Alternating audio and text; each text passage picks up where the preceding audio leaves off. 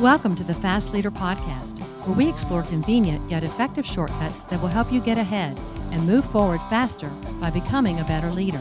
And now, here's your host, customer and employee engagement expert, and certified emotional intelligence practitioner, Jim Rimbach. Contributing to the annual $150 billion loss in training and development investments is downright demoralizing. So raise your spirits in training ROI by increasing learning transfer with ResultPal. Get over the hump now by going to resultpal.com/fast and getting a $750 performance package for free. Okay, Fast Leader Legion, I'm excited today because we have a glamour man from a glamour brand. Efron was born in Santa Monica, California, but has since lived and worked across the U.S. and in 4 continents. His work experience ranges from Broadway theater, management and production, and serving as a VP of HR for a Fortune 300 medical device company. Currently, Louis serves as the head of global employee engagement at Tesla Motors. In addition, Louis is a contributing writer for Forbes, Huffington Post, and an author of the book, How to Find a Job, Career, and Life You Love. Louis holds a BA from California State University Fullerton, as well as a BS and JD from Saratoga University School of Law. Louis is an award-winning human resource executive, thought leader, speaker, husband, father, and the founder of the charity World Child Cancer USA. Louis Efron, are you ready to help us get over the hump? Jim, I am ready. Thank you for having me. Oh, I'm so excited. Okay, so now I've given our Fast Leader Legion a little bit about you, but can you tell us what your current passion is so that we can get to know you better? Yeah, I mean, I love writing. I'm something I've always loved, but I always say my purpose is in life is to enlighten, inspire, and teach. So my goal is to really in life is to shift the whole employee engagement issue where majority of people around the world just don't really like what they're doing. They don't like their jobs. They're not fully engaged. And I just think there's such a power, a global power in our economy and our community to helping people align with what their purpose is in life, what they're great at, what they're passionate about, and just an explosion of potential around that. That's really where I'm really passionate about and where I focus most of my energy. You know, for the past decade, I've kind of been studying in the whole area of employee engagement and retention because my whole customer experience and customer service side, led me to the realization that until you have that piece, that foundational piece, it's darn near impossible to have the other. So if the inside doesn't have the engagement, have that intrinsic drive and motivation, people, if they need to be there and feel that they're making a contribution, and then therefore, guess what? Great. Customer experiences are just going to be a default, really. But when you think about what you have focused on in regards to purpose, there was several studies that basically, say that purpose. And it's not just me and my individual purpose, but it's the purpose of the organization that really is what drives the worker of today and for generations to come. I mean, what are your thoughts on that? Yeah, I couldn't agree more. I mean, when you understand what your purpose is in life, like why you exist, why you're on this planet, and you're able to find an organization that aligns with that purpose. So you jump out of bed each morning wanting to change the world, and then you're aligned with an organization that's changing the world along the same lines that you have passion around and where you believe your focus is. I mean, that is remarkable. You can't get better engagement. And as you said, there's a lot of research showing that connection to mission and purpose is by far the most important thing, baseline foundation behind employee engagement. And once you, as you mentioned, once you have great employee engagement, it naturally transitions over to high customer engagement and then naturally transitions into business results. So the foundation of purpose is the magic that makes great organizations and makes, things we're talking about today. Absolutely. And the other thing that I've been finding in the research that I've been following in the work that I've been doing is that the component that really helps with that purpose piece is really around well-being.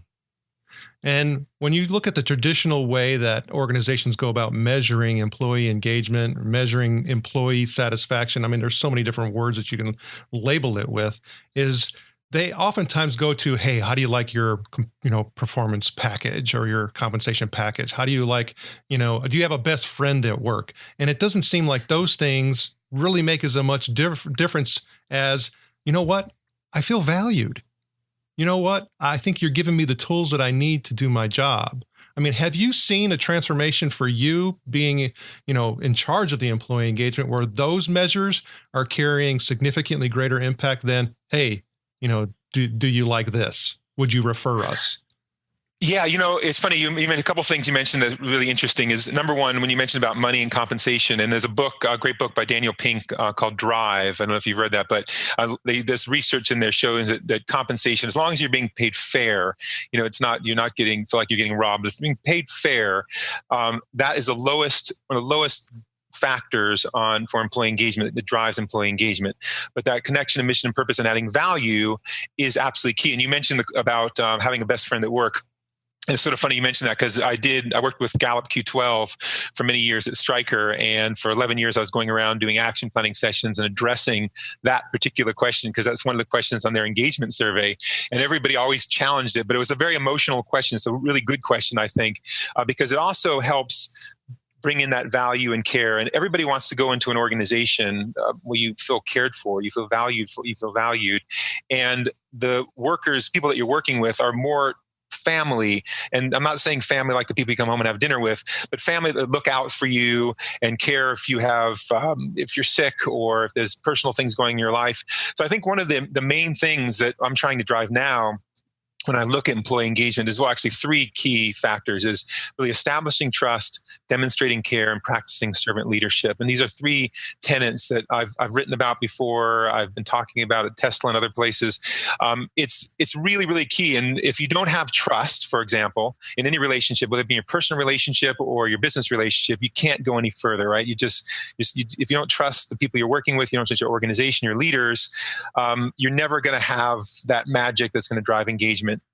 And then moving into care, if people only feel that you care about the products that you're trying to force out the door and the hours you're working at work, and you don't care anything about their personal lives, if kids' birthdays that you don't care about, or people getting ill, whatever it is, employees need to feel that you care about them across the board. And then that practicing servant leadership is essentially when you're doing the job yourself, you're responsible for making that successful. But when you're leading other people, it's about helping other people become successful and grow and get wins. And that's how you actually establish more trust and more care.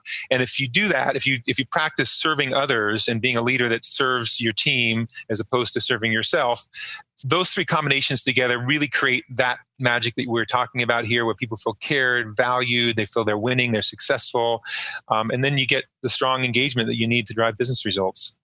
Yeah, and I know, with what we're talking about here, obviously you and I are singing from the same choir from a passion perspective. We feel so strongly about this. And for me, we focus on leadership quotes on the Fast Leader Show. And when I say leadership, it doesn't mean that it comes from a business perspective per se, but it just leads us, both as individuals as well as maybe our teams that'll help with.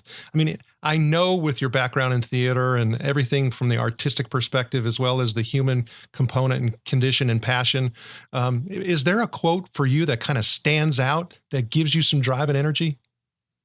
Yeah, I love quotes, and I actually frequently quote a lot of great speakers. But one quote that I really love is a quote probably most people know is from Gandhi, and it's "Be the change that you want to see in the world."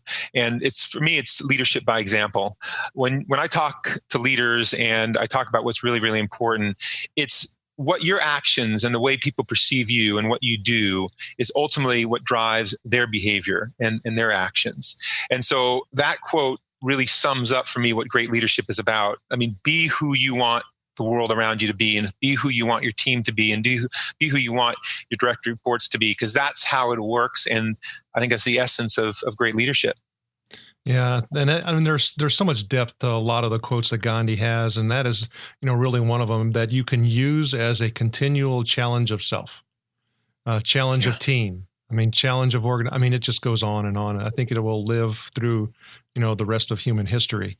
Now, with that, and with the passion, with the background, and many things that you've done, the different continents that you lived in, I know there's had to be humps that you've had to get over in order to be able to move forward faster. Is there a hump that you can share with us that you had to get over and how it affected you? Can you tell us that story? Yeah, definitely. There's a couple stories. One, the first time I moved to Japan one time, not the first time, but it's about 6 years ago. I moved to Japan to head up HR for Stryker when I was working over there, and it's a remarkable experience. It was a chance from an HR perspective to move into a totally, as foreign culture as you possibly get, from language to history to just people practices. And I was sent over there to help really form the HR department and build a sort of a consistent culture across our company, a global culture. And we really hadn't touched Japan much. Japan was always a very, very successful business for us. And as we got bigger and the economy started changing, we needed to get in there and sort of make sure we had that consistent global feel in the organization as well. So when I came in, I had learned a little Japanese about a year before. My wife and I took some Japanese to brush up when we got there, and then we took some there. So I was trying to, and understanding the culture, studying as much as possible. So I got to my office, and the first day I was trying to catch up on things and learn the business. So I was in my office till probably about 10:15 at night, had my door closed. And when I was done, I opened my door and I looked out. My entire HR team was sitting in front of my office at their desk. I'm like, what are you guys doing here? You guys can go home. What are you doing? And I found out that in traditional Japanese cultures, your employees don't leave before your boss. So, and I met with them. I said, listen, guys, if you're done with your work, you can leave. You can basically leave when you're done, and I'm fine with that. So I reiterated that a few times, and still there was no difference in their behavior. And I was trying to, lessen my hours and this and that. So finally I realized, the only way I'm going to get this change of behavior is if I start leaving at 5:00. So they feel empowered to leave. So what I started doing is I literally started leaving the office at 5:00, doing work I needed to do at home and queuing up emails for the morning instead of sending them to the night so they didn't think I was working.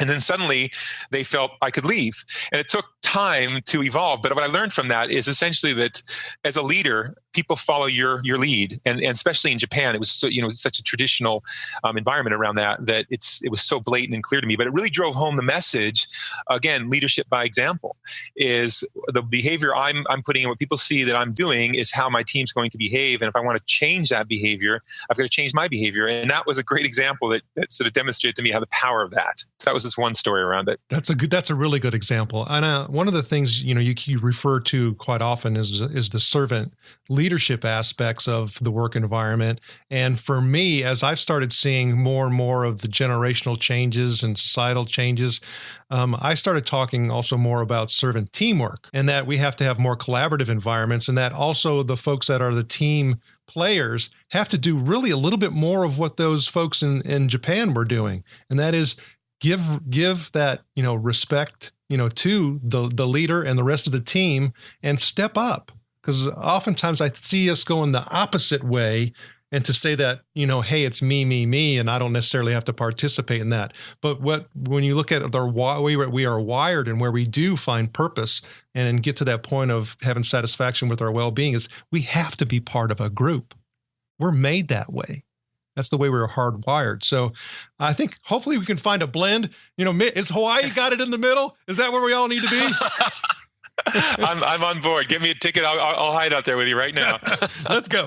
All right. So when you start thinking about all of the experiences that you have had, and even in that story, if you were going to give our listeners a piece of advice, what would it be? Yeah, well, I think number one is, as a leader, is to be yourself. I mean, be genuine, be authentic. I think the one thing that shows a lack of care to employees, and people pick this up. Humans are intuitive. And I always talk about, from coming from a theater background, I talk about the subtext of life. And in a play, there's their words, and then below the words is the emotion. And when you're moved by a piece of theater or a piece of film or a piece of or a TV program, whatever it is, you're not moved by the words. You're moved by the emotions of those actors and connection to what's happening and how it connects to you. So as a leader, if you're not yourself and you're trying to be someone else, and being someone else is too difficult, to be perfectly honest. It doesn't make any sense. It's too hard, and it doesn't work. So the more you're yourself and the more genuine you are, the more people are going to see that, and the more they're going to trust you, and the more open you are with them, the more open they're going to be with you. And I see far too many leaders out there trying to emulate other people. And we all know we work for a certain boss, and that certainly sort of colors our leadership during those times when we're working for those people, because that's how it is. Again, leadership by example. But I'd really encourage anybody listening from a leadership perspective is to really practice being yourself. And it seems crazy, right? Practice being yourself, but it is a basic thing that a lot of people just miss. And if you're yourself and it's not working, maybe you're in the wrong environment, maybe you're in the wrong role. But the more you can be yourself in life, the more success you're going to have. And so that's one key piece of advice I would give is be authentic, be a genuine leader, and people appreciate that, and they will follow you more as a result of it.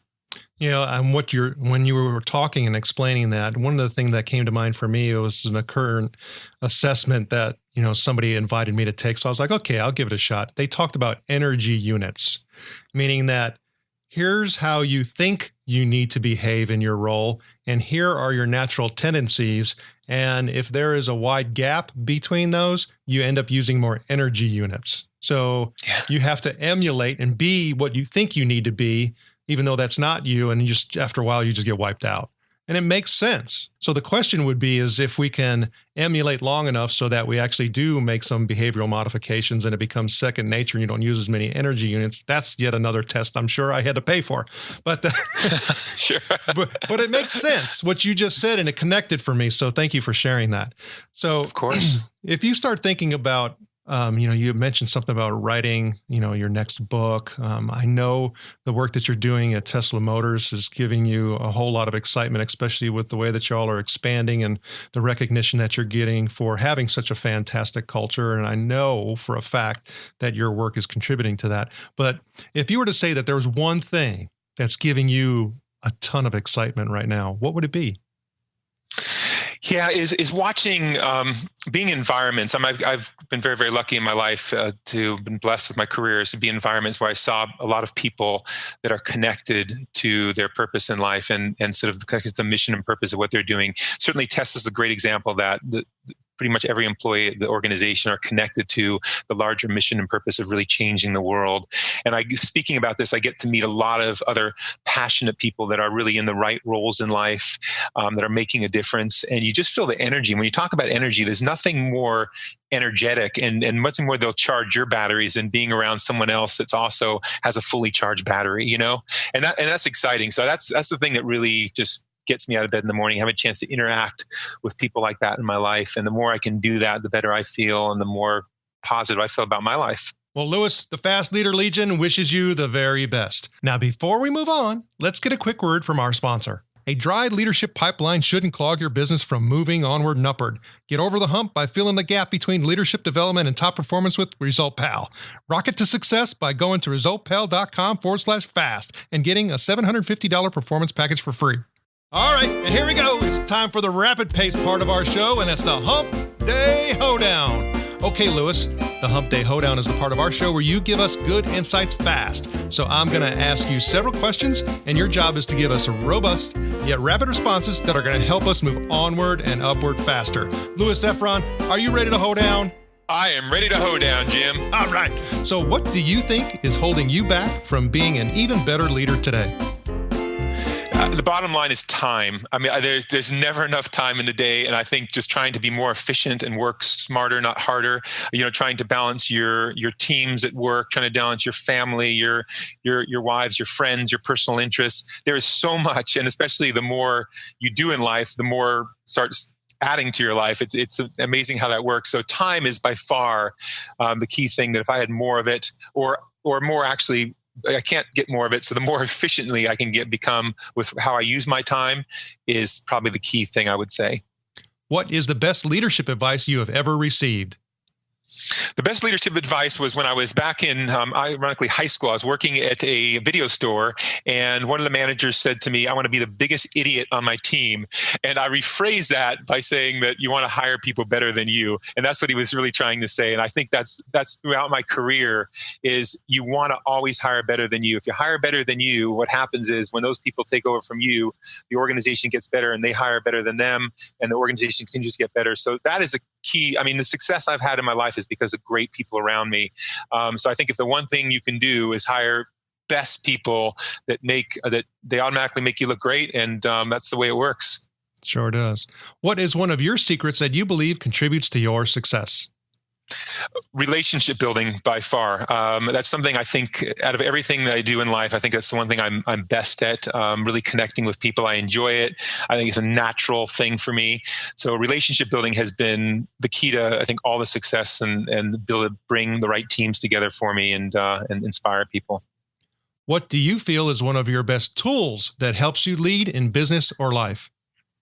This is going to sound like a crazy response, but my mind. And what I'm saying by that is there's so many tools out there, and your iPhones, your whatever you use, the old days, the Blackberries, whatever it is, that are great tools, but I find them incredibly distracting sometimes to thinking. And we're on a constant treadmill, and life is so busy, and there's so many things, and with emails and texts and social media, you can't get a break. So my best tool, quite frankly, is shutting everything off and taking time to actually think and use my mind, which we used to do prior to all this technology, right, to make decisions. But, I make much when I have that time to really think and use my mind effectively to balance stuff. And I'm a big runner, so I go out for runs, and it gives me time to think.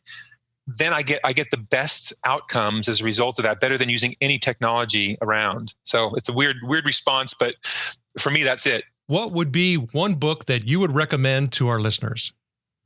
Yeah, one of my favorite staple books is The 21 Irrefutable Laws of Leadership by John C. Maxwell. I think every leader should have it in their bookshelf. It's powerful, it makes sense, it's simple, and it's the essence of good leadership in there. Okay, Fast Leader Legion, you can find links to that book as well as a bonus chapter to Lewis's book on your show notes page that you'll find at fastleader.net/Lewis Efron. Okay, Lewis, this is my last Hump Day Hoedown question. Imagine you were given the opportunity to go back to the age of 25, and you have been given the opportunity to take the knowledge and skills that you have now back with you. But you know what? You can't take everything. You can only choose one. So what skill or piece of knowledge would you take back with you, and why? Yeah, so this may sound like a shameless plug, but I'm going to say it anyways. My book, How to Find a Job, Career, and Life You Love, I wrote after about 48 now, and I wrote it based on my journey and watching the journeys of other people's in their lives, trying to find where they need to be aligned in life. And in the book, I've written a lot of questions to ask. And had I had the experience I have now that I've written in this book back 25 years ago to start asking the right questions, I would have got to a point where I was happier and fulfilled and more successful a lot quicker. Because I find that majority of time in life, people are on their deathbed when they start questioning, should I have done this? Should I have done this? I wish I've done that. Because you just get in the rat race and you're trying to make money and you're trying to, support your house and your family and things like that. But the earlier in life you can ask, and it's never too late to change. I mean, the book is basically written so that as long as you start asking these questions, you can always revert your path. But the earlier in life you can start asking these questions, the sooner you'll get on the right path, and the sooner you'll have success. And the longer you have to work on your success, the more successful you'll be, which makes perfect sense, right? So that's what I would say. If they're having good questions, if I had the tools of those good questions back 25 years ago, it would have made a world of difference to my life. Lewis, it was an honor to spend time with you today. Can you please share with the Fast Leader listeners how they can connect with you? Yeah, definitely. You can reach me on my site at lewisefron.com, at Twitter at Lewis Efron. My Facebook is Lewis Efron, the Voice of Purpose. As you mentioned, I write for Forbes and Huffington Post. I've got lots of articles on there. Amazon.com is where you can get my book. Always love meeting new people, so please link in with me. I use LinkedIn intensely, and I publish all my speaking engagements on my website and LinkedIn. So if you want to see me live speaking somewhere, you can catch me there as well. Lewis Efron, thank you for sharing your knowledge and wisdom. The Fast Leader Legion honors you and thanks you for helping us get over the hump. Woo-hoo! Thank you for joining me on the Fast Leader Show today. For recaps, links from every show, special offers, and access to download and subscribe, if you haven't already, head on over to fastleader.net so we can help you move onward and upward faster.